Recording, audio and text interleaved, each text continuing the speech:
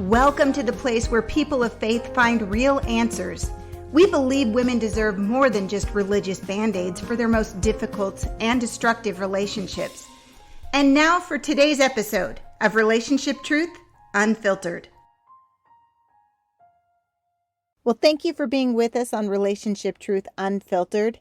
I'm Julie Sedenko, and I'm here with Karen, a member of Leslie's private Conquer membership group. Married for close to 30 years, she and her husband were financially successful and both loved the Lord. But her husband had intense anger and control issues. A word of warning, some of what you'll hear in this story is disturbing, but it's also a story of bravery and incredible personal growth. Karen, thank you for being on the show today. I wonder if you would take us back to the beginning of your story, how you and your husband met. I met my husband in college. I graduated in May. We married in June. I was in a place in my life at that point. I just wanted to be led, if I'm being perfectly honest. My husband is a very, very strong, confident, demonstrative kind of man. And I was so drawn to that because at that time I was very much kind of questioning myself. Right away, really in the marriage, it was verbally and emotionally abusive. But I just don't even think I realized that. So things had massively progressed over the years. We have 3 children. My husband is incredibly controlling to, I can't even describe it other than extremely abusive. My son, who is 17 now, was really having the worst of it and had developed incredible anxiety to the point of having major anxiety attacks. He was throwing up. He was cutting himself. He shared with me that he almost committed suicide. And I was like, no more. So That would be devastating. I can't even tell you how hard that was. Now, keep in mind, through all of this, my husband's response was, he needs to get it together. He needs to learn how to deal with life kind of stuff. And so I found a counselor for our son. It was very difficult to get my son to even agree to see a counselor. So I sort of positioned it like these were, I had to think of it in terms of an athlete, and that these were learning tools for his toolbox for handling his anxiety. Mm-hmm. Because there's no way he was going to go for counseling. Right. He went to a couple sessions. I eventually was able to get him on some anti-anxiety medicine. Things were massively getting worse in our home. COVID put my husband in a complete tailspin. And as far as control was concerned, we live out in the country, and nobody was allowed to do anything. And my daughters came home from college and just could not believe how bad things had gotten. And give me some examples of his controlling nature. I can give a lot of examples with my son, because I think what happened over time is my husband had kind of already started the discard phase with me. And his focus became, after our daughters left for college, and he was very controlling of their lives too, then his whole focus kind of became our son. I was very peripheral in our home. I had no voice in our home because I really didn't matter. So, for example, my son did not eat when he wanted to eat, what he wanted to eat, or how much. My husband dictated all of that. He could not talk to people without my husband's consent. My son does have a girlfriend. My husband limited the amount of time he could talk to her on the phone. And I mean, even a minute that would be violated in that would mean he either had to break up with her or, go a period of time without speaking to her. How did he keep track of all of that? I mean, that's a lot. That's very time consuming. My husband doesn't work. So, and this is all very complicated. So when my husband and I first got married, neither one of us really had any money. My husband went into the financial industry and was incredibly successful. I will tell you, I think that my husband, in all fairness, he's never been tested, but I think he's a genius. I mean, he has an amazing capacity to learn, and he's very, very hardworking. So he very quickly moved to the top of his company. There was a point in time where my husband was making, ridiculous amounts of money. Well, we kept a very modest lifestyle. Neither one of us ever really cared about money. And we just invested everything. We invested. He had a very troubled childhood. That idea of financial security was very important to him. So my husband actually retired when he was he 36 or 38 years old? And he has been retired ever since. I'm 50 now. He's 51. So he hasn't worked in 15 years, and our investments have sustained us. So all of his time, energy, he's a man whose mind needs to be stimulated, but he's not working. And so all of that almost manic need to have a purpose got put into micromanaging the family. Why, can I ask why he won't? I mean, why not go back to work? Was it better when he was working? When he was working, it was so much better. Still, there was control and verbal abuse, but it really got much worse once he stopped working. He didn't want to do anything, that he felt was below him. He wanted it to be worth his time. And we started a nonprofit, and we were doing all kinds of work. We were going on like family missions trips, and that gave him so much purpose. I don't know. I was constantly telling him, let's explore. What do you want to do? And he kept saying, I don't know what I want to do. But then when it became about the kids, he'd be like, well, I don't want to do anything that's going to keep me from being able to go to all their games. We started homeschooling our kids. So he and I were homeschooling together. It just all became about micromanaging me and the kids. I don't know why he didn't go back to work. So anyway, things were continuing to get worse with my son. And I noticed that, so my husband played football. He played Division I college football. And so literally the minute my son was born, my son was expected to get a full ride scholarship to play Division I football. And so now here we are, junior year of high school. This is when recruiting starts. And the intensity in our home. So not only did my son go to football practice, but then he and his dad spent a minimum of 2 hours every single day watching football film, analyzing football film. Like I said, the diet, the exercise, everything, his workouts. He'd work out with the team, but he'd also work out with his dad. His dad needed to be in control of that situation. And I noticed that my son was starting to throw up again. Mm-hmm. And my son always confided in me. These were things he confided in me. And so I tried to approach my husband about this. And he was always very adamant that, I not discuss things in front of the kids, which, okay, that good. We were alone. I tried to address it, and he went ballistic.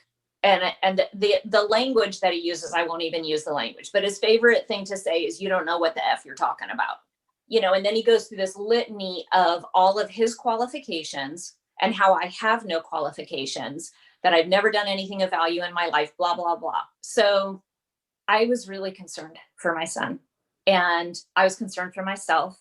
And my daughters, it was basically time for my daughters to leave. So my oldest daughter graduated from college. She got a job in Nashville. My other daughter, it was time for her to go back to school. And my girls were like, we don't want to leave while you're still here. You have to leave. You have to leave. And so it all came to an apex. We went away for a week as a family up to the Great Lakes. And while we had just gotten a new dog, a dog that I did not want to get because my husband has always been abusive to our animals. And I begged him for us not to get another dog, but he wanted a dog for security purposes because it's all craziness. But anyway, he got angry when we got back from the trip, and he shot my dog. And what was he? Why? So this was a very large, like husky lab mix, a huge dog. And I had become very attached to the dog, especially because of COVID. I mean, I felt like that dog like saved my life. And while we were gone, his mom was taking care of the dog, and the dog got loose and ran off. And his mom was only contacting me because she knew that my husband would go ballistic if he knew the dog. And the dog had run off before. We were trying to train the dog. This was an adult dog when we got it. We live on a 60-acre farm in the country. So it takes time for a dog to know its territory. And huskies by nature are dogs that escape. They're escape artists.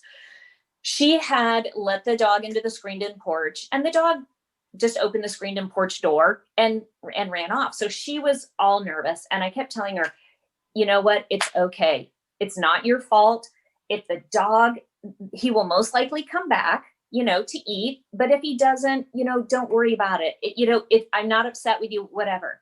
She was very, very worried. So the next day, the dog had not come back. I told her to call the Humane Society. The dog had probably been picked up. The dog was picked up. She went, got the dog, returned it to home. Only she and I knew about this. On our way home from the trip, my husband was talking to his mom on the phone, and she told him about the situation with the dog. And he went nuts.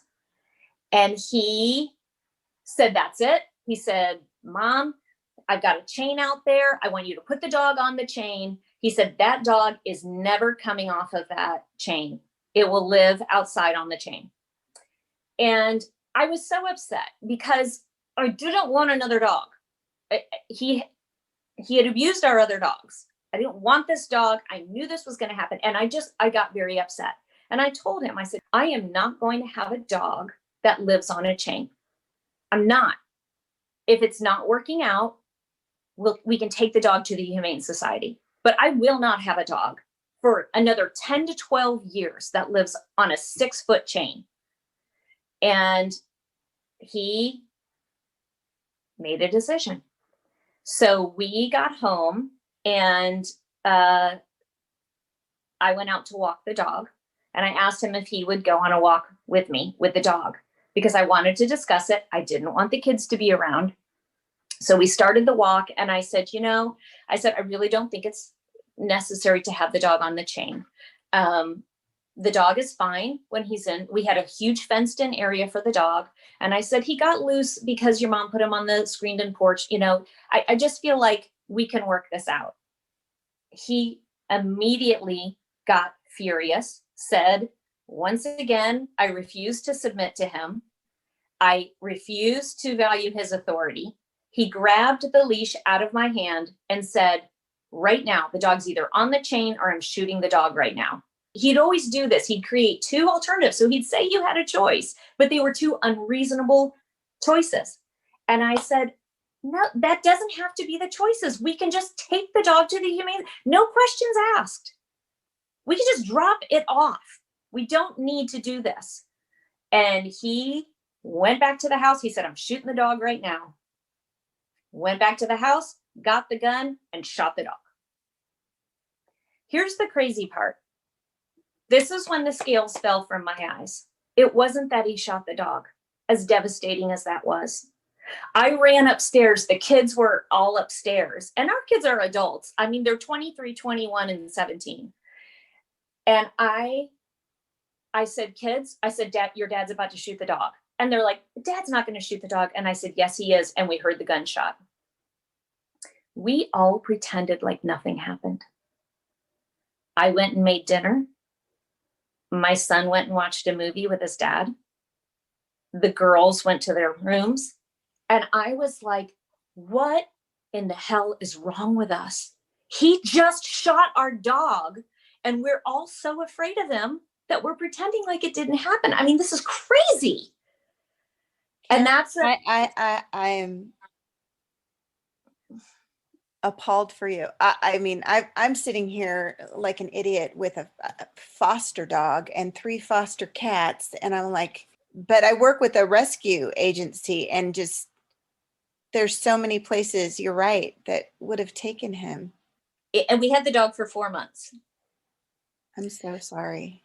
That's when I can't even describe it as anything other than the scales just falling from my eyes. So we kind of set what we call D-Day. I begged him to even address the fact that he had an issue with rage. And no, he has no issue. I mean, I have a recording on my phone of a conversation that we had, because I got to the point where I felt like I need to start recording our conversations, because I thought I was losing my freaking mind, because I know I'd said things to him and he'd say, you never said that, or vice versa. I'd say, you said this, and he'd say, I never said that. Like, I started feeling like I need to record these conversations, because I'm either crazy, have early onset Alzheimer's disease. I have written in the back of my Bible, I'm afraid I have early onset Alzheimer's disease, because I can't remember. I couldn't remember things. Did your husband ever touch you or the kids? No, no. And I will say there were times where I almost goaded him, because I thought if he just beat the out of me, then I could leave, right? Yeah. But he never did. My kids would tell you they feel like they were also physically abused, not because he hit them. So we built this big barn, and we called it the sports barn. And it was basically the size of a regulation tennis court. And inside, it was basically a gym. We had our own gym. And he would put the kids through training. I mean, he'd make them work out till they threw up. They'd be crying. I mean, he was creating athletes. And I will tell you, my middle daughter and my son are amazing athletes. And they will tell you, we wouldn't be the athletes that we are if it weren't for dad. But that was abuse. I mean, what they went through was abuse. My oldest daughter experienced it all too, and she was also a fantastic athlete. I mean, they were all expected to get D1 college scholarships for sports. So all that to say, no, he never hit us. Verbal abuse, absolutely. More than anything, emotional abuse. He has, since I left, he has completely disowned both of our daughters. I have since found a lawyer. I've been gone for 6 months. I begged my husband to reconcile, because I'm an idiot.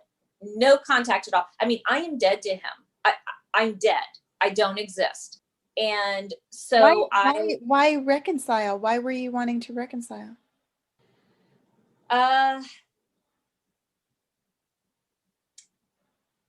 It's okay. I mean, I've loved him my whole life. Yeah. And I made a vow. And I don't want to see the end of my family, because I don't hate him. I feel so sorry for him. He's so sick. And he's gotten worse. And there is such a good man deep inside there. I mean, my husband led me to Christ. How could somebody who I saw Christ in him, I saw something in him that I didn't have and I wanted, how did he turn into a monster?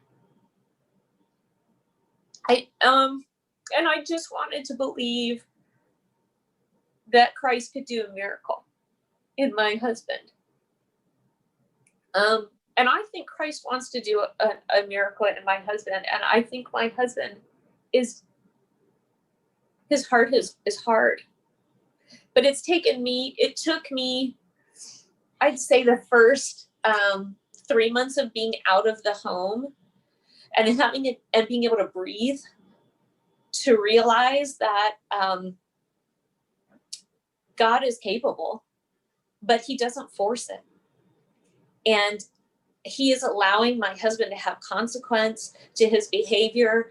And this could have been the rock bottom that caused my husband to finally cry out. I know why. I know the psychology of my husband. My husband's dad left when he was a young 12 years old. He felt abandoned. He has harbored hate and unforgiveness for his dad his entire life. And that has manifested as bitterness, and it has seeped into every single relationship in his life. He cut, as soon as a relationship gets difficult, my husband discards.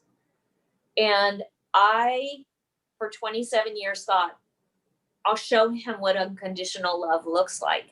And he'll realize he's safe. And he'll realize he can forgive. And he'll be healed. I had a Jesus complex. I thought I could love him into healing. Now I knew that God had to do that healing, but I thought I could make him feel safe enough to embrace it. Anyway, so he had just this week, just the other day. So I had a little bit of paperwork to fill out with the divorce, finding out all that financial stuff. And so I was calling to find out what our monthly payment is for our health insurance, and found out my husband had taken both me and my daughter off of the health insurance and the car insurance. We've been driving for weeks with no car insurance and no health insurance. You don't pay for insurance for people who are dead. We're dead to him. We're dead. So what are you doing financially then?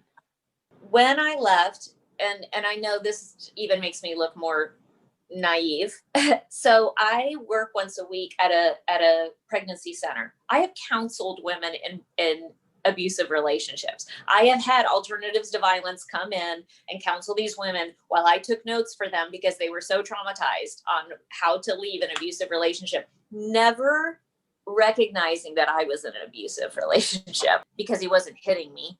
But anyway, so I knew I needed to get some money before I left. So that day that I left, so literally my husband, he rarely leaves the house. He was leaving the house. He was going to be gone for 4 hours.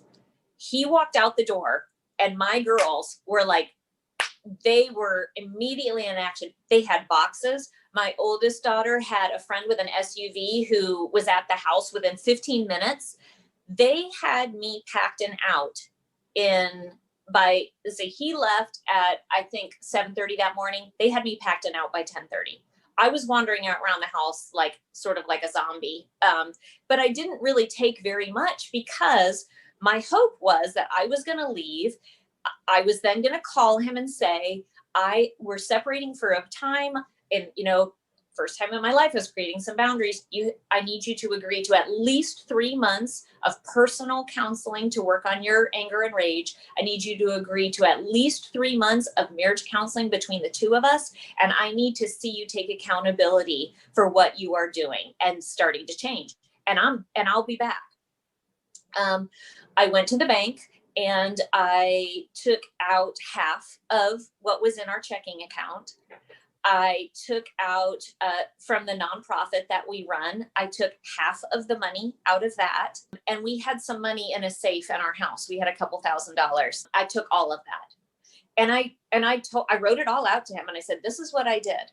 And my desire is for us to reconcile. If we do, this is both of our money anyway. And so, I will return it. If we don't, half of our assets are going to be divided between the two of us. And I'm letting you know right now that that's why I only took half of each of these accounts. So I had that money.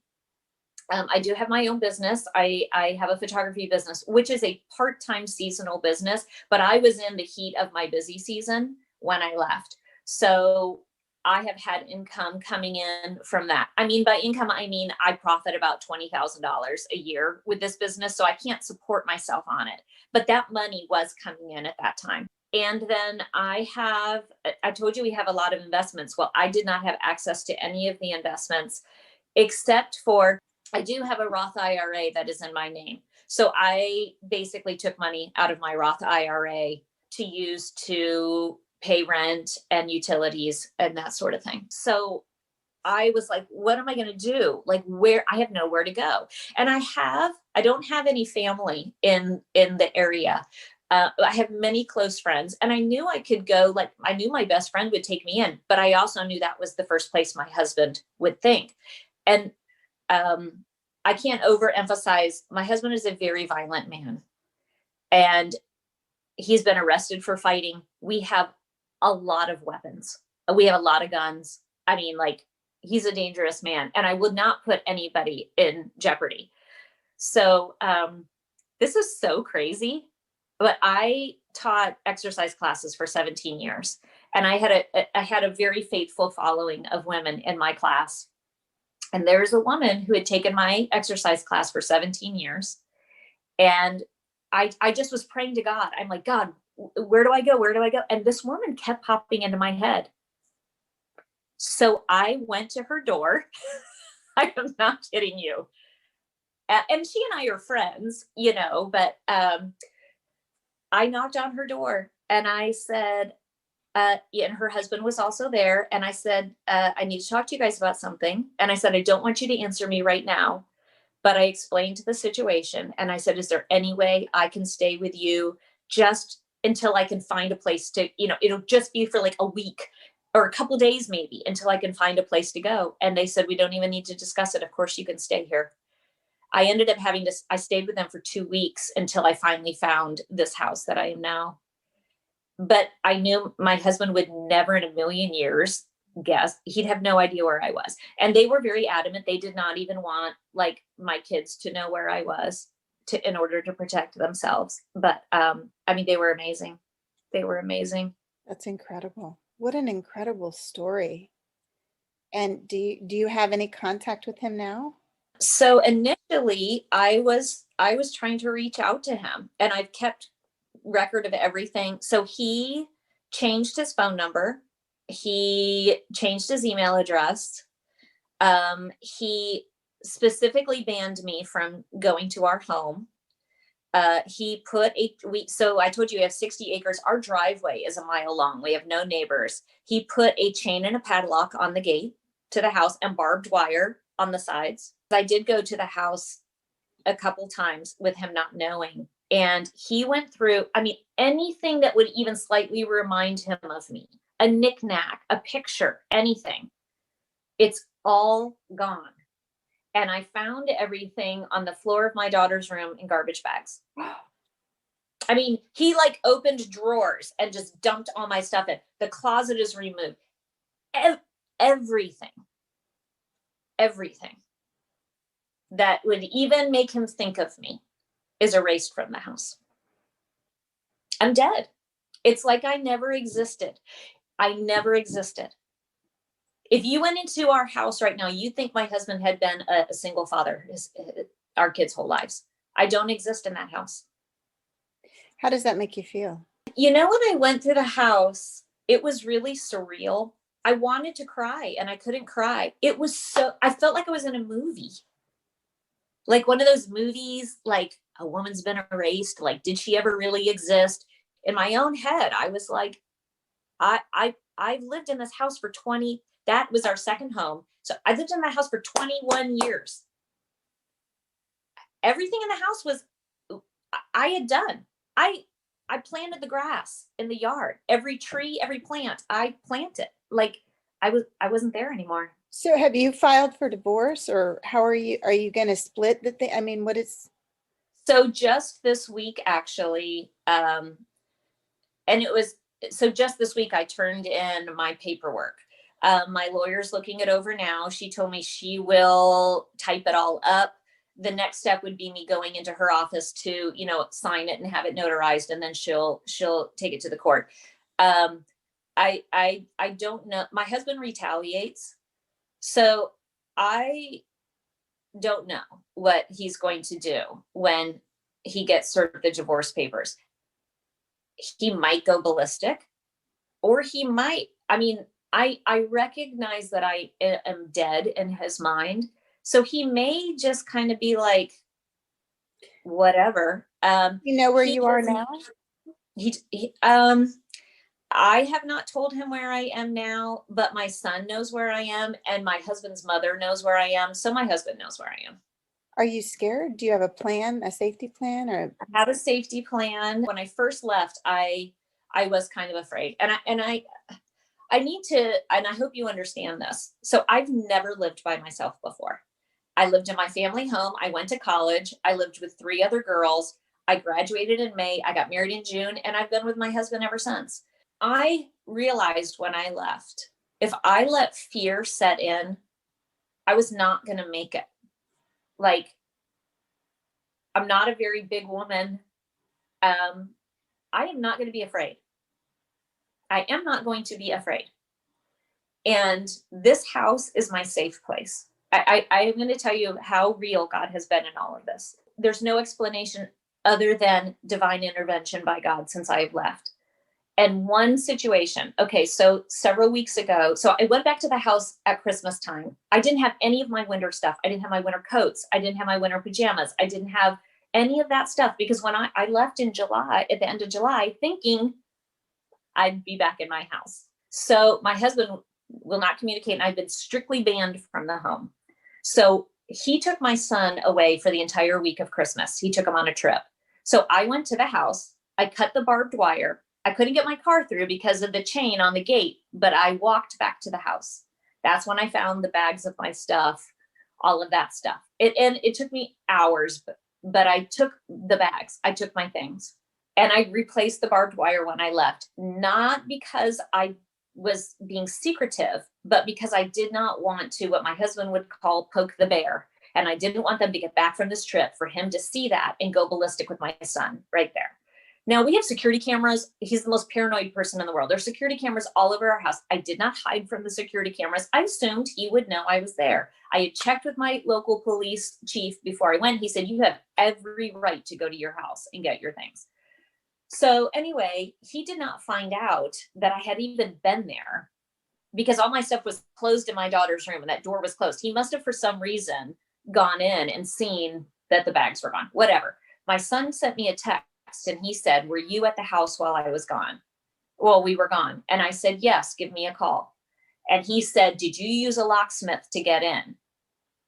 And I said, give me a call. Because at this point, I'm like, is this my son or is this my husband who's texting me from my son's phone? And he texted back and said, I'm so freaking mad at you. I'm not calling you. Answer the question. And at this point, I'm thinking, I definitely think this is my husband and not my son. So I said, I'll answer all of your questions when you call me. And I didn't hear anything. And so then I thought, he's going to retaliate. He knows I was there. He feels I have violated him by going into his house. He's going to come to my house. And this was early in the morning. And I got scared and I quickly got dressed. I packed a bag. I got in my car. So the neighborhood that I'm in, there's only one road to get into the neighborhood. And my house is on the corner. So you can see my house from that road to get in. And I sat for hours in my car watching the house, waiting to see if he was going to go to violate me. And I'd taken my Bible with me. And I was like, God, I cannot live like this. That's my safe place. I'm not letting him take that from me. And I said, I need to know if I am safe to go back there. And I did one of those. I'm like, God, I know I'm not supposed to test you, but I need a direct word from you. And I said, I'm going to open my Bible. I'm literally going to just open it. And I need a word from you. I opened my Bible. It's literally, look down. And it said, do not fear. I am with you. Although you search for your enemies, you will not find them. Those who rage against you, I mean, even the fact that the scripture used the word rage, because that has been like the key word in me trying to address my husband is about his rage. And it says, those who rage against you. Like, it was the most surreal, specific word from God. And I just said, okay, I can go back. I'm safe. And this house is my safe place. And I have a safety plan. That's how this all started. I have a safety plan. I don't want to be harmed, but I am not afraid. If my husband breaks into this house and kills me, and he's capable of that, I know where I'm going. I'm not afraid to die. I don't want to die, and I have a safety plan in place. I've gone around to all my neighbors. I have literally given them a picture of my husband on a piece of paper with our local police department's phone number on it, all of this stuff, and said, if you even see him here, call the police. I have a red light bulb on my back porch, on the back porch light. I told my neighbors, if you see that light on, call the police. It means my husband is here. So that's my safety plan. And that's all stuff I got from Leslie. You know, like, I would not have created a safety plan. That's amazing. Tell me the role that Conquer played as you're living this out. More than anything at all, what Leslie's ministry and Conquer has done for me. So I stayed in this marriage. I excused and I enabled for a very long time. Largely what hung me up was scripture. And scripture has been used by my husband, and if I'm being perfectly honest, by myself, to been misused to make me believe that I needed to submit to my husband in everything. I mean, it's been crazy. Since I left, I've always used prayer journals. I mean, I have journals from 1999 where I am saying, I need to learn to submit. I just need to forgive. I need to keep no record of wrongs. I need to love him more. And Leslie's explaining scripture and using scripture to help me to understand that, yes, God intended marriage forever and he hates divorce, but he doesn't value marriage more than the individuals in the marriage. And I think she's used those exact words. She has.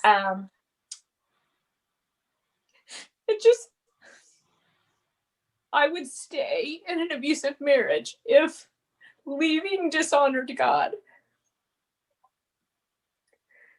And to know that leaving, I'm sorry. Don't be sorry. That I could leave and God is blessing it. I mean, it's so opposite from everything that I have understood. I mean, God has been so real. Look at what he did in just that one day. And that's just one example of so many I could share with you.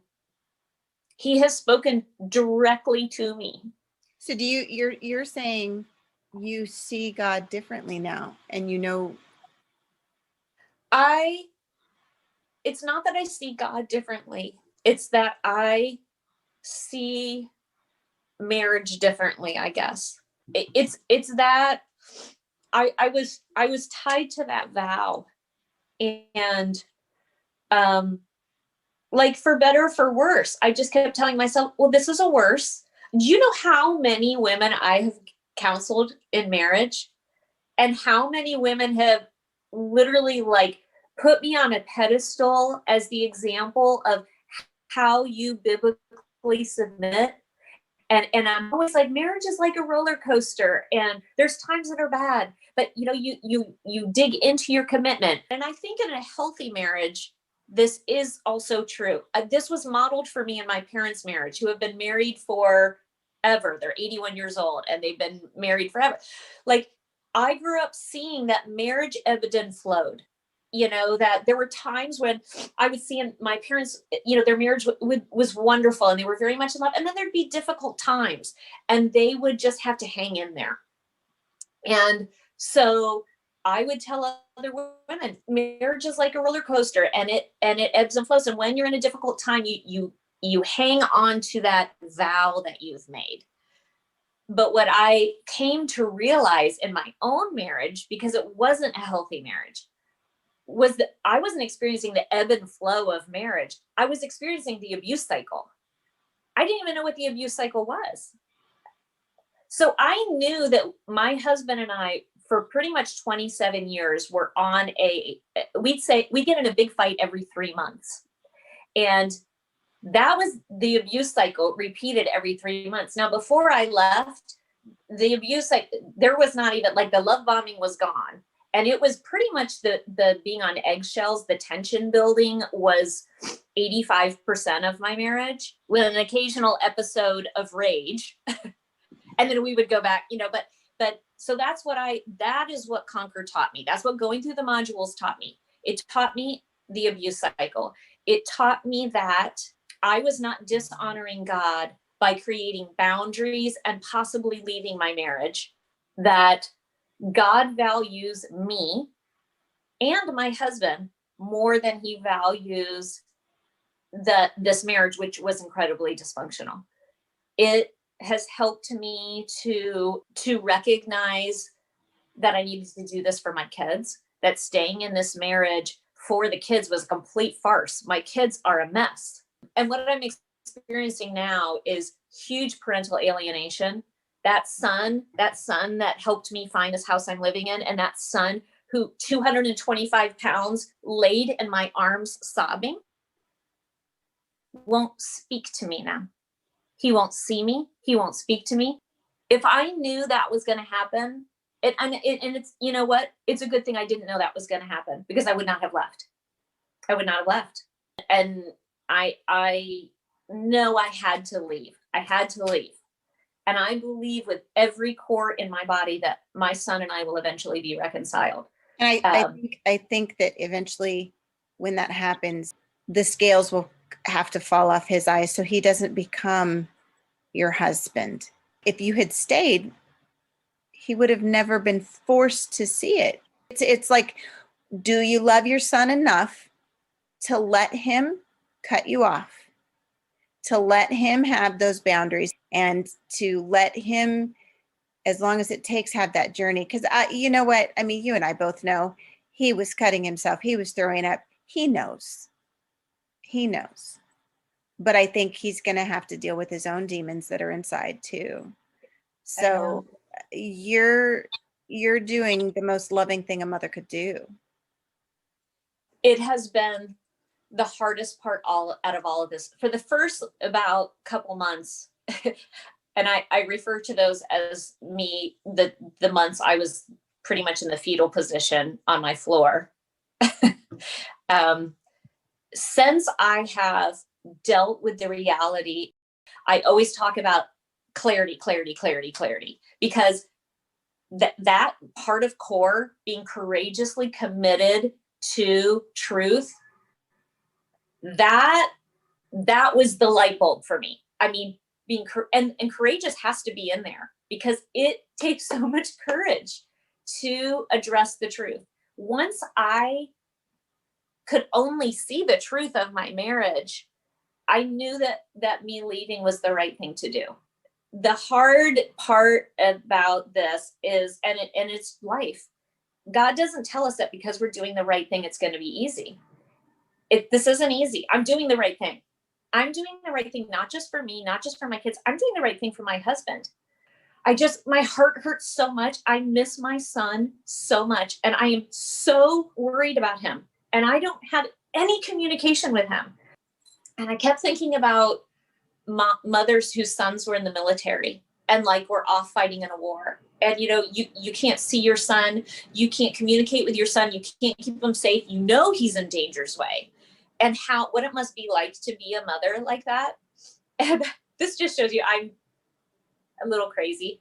I got in my bathtub and I put my ears under the water. You know that weird, you could hear your own heartbeat. Mm-hmm. And I laid in that water and I thought, if I can't be with him physically, maybe I can be with him spiritually. And I just prayed to God that my son felt like this undeniable truth in his heart, mm-hmm. that I love him and I will always love him. And it was this weird spiritual thing, me laying in the bathtub, and I could hear my heart. And I was just trying to give it to my son. And I have to believe in my heart that he knows that. I believe it 100%. Thank you for being willing to share your story, because I think it really, I don't think it's going to help a lot of people. I really believe that to have some courage, because you've shown a lot. Thank you for listening to Relationship Truth Unfiltered. If you haven't subscribed yet, be sure to hit that follow button, and we would appreciate if you would leave your honest rating and review of this podcast. Well, until next time, May God bless your mind, your heart, and your home.